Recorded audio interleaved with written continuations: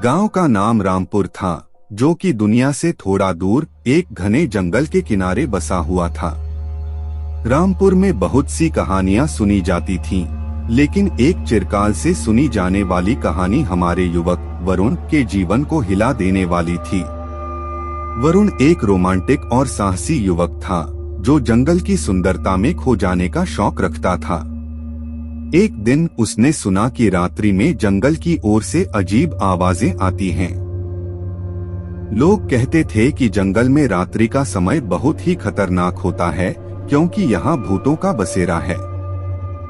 लेकिन वरुण ने इसे एक साहसिक क्षेत्र की तलाश में बदला और तय किया कि वह जंगल का सत्र करेगा और यह रहस्यमय आवाजें जानेगा। रात के पहले घड़ी वरुण ने अपना बैग लेकर एक टॉर्च और कुछ आवश्यक सामग्री के साथ जंगल की ओर बढ़ा। सुनसान, चुपचाप और रहस्यमय जंगल रात्रि में और भी अधिक भूतिया लग रहा था। जंगल का अंधकार उसे डरा रहा था, लेकिन उसका अवसान होने वाला साहस उसे आगे बढ़ने के लिए प्रेरित कर रहा था। जब वह थोड़ी दूर बढ़ा तो उसने सुना कि कहीं दूर एक अजीब सी आवाज हो रही है।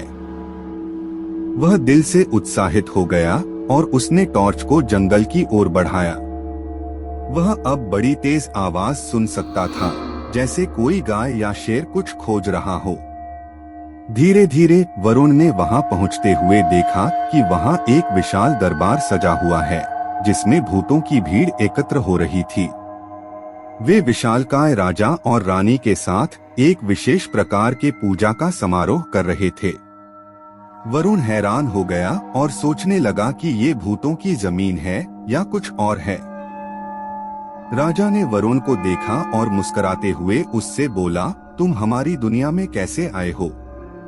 यहाँ तुम्हें नहीं होना चाहिए। वरुण ने समझाया, मुझे खेद है, मैं यहाँ कुछ और देखने आया था, मैं चला जाऊंगा।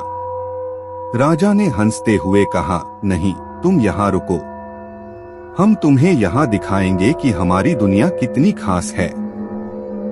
राजा ने वरुण को अपने साथ बैठाया और उसे अपनी कहानी सुनाई। बहुत सालों पहले राजा और रानी इस जंगल में रह रहे थे और उनकी राजधानी यहीं बनी थी। एक दिन राजा को एक विशेष प्रकार का रत्न मिला, जिसकी शक्ति से वह अजीब आवाजों को सुन सकता था और वह जंगल की भूतों की दुनिया को देख सकता था। राजा ने अपनी रानी के साथ इस दुनिया को जीने का निर्णय किया और वे अब यहाँ खुशियों की दुनिया में रह रहे थे। राजा ने वरुण को उनकी विशेष पूजा में शामिल करने का आमंत्रण दिया और वहां कुछ समय बिताने का कहा। वरुण ने राजा की पूजा में हिस्सा लिया और उन्होंने यहाँ के भूतों की खासियतें और उनकी जिंदगी के अनुभव सुने। वह देखा कि ये भूत अपनी दुनिया में बहुत ही खुश और शांति से रहते हैं, विशेष रूप से उनकी पूजा में। धीरे धीरे वरुण ने यह समझा कि यह भूतों की दुनिया वास्तविकता में भूतिया नहीं, बल्कि एक अद्भुत और शांतिपूर्ण स्थान है। राजा ने उसे विशेष रत्न का एक टुकड़ा दिया और कहा, इससे तुम हमारी दुनिया को देख सकते हो, लेकिन यह दुनिया तुम्हारी जिंदगी को परेशान कर सकती है। वरुण ने राजा की बातें सुनी और वहां से निकला। जब वह गांव की ओर बढ़ा तो उसने अचानक उस रत्न का एक टुकड़ा खो दिया। उसने सोचा कि यह कैसे हो गया, लेकिन उसने इसे खोजने का प्रयास नहीं किया और वह गांव की ओर अग्रसर हुआ। गांव में वरुण ने अपने दोस्तों को अपने अनुभवों से बताया और सभी ने उसकी बातें हंसी मजाक में सुनी।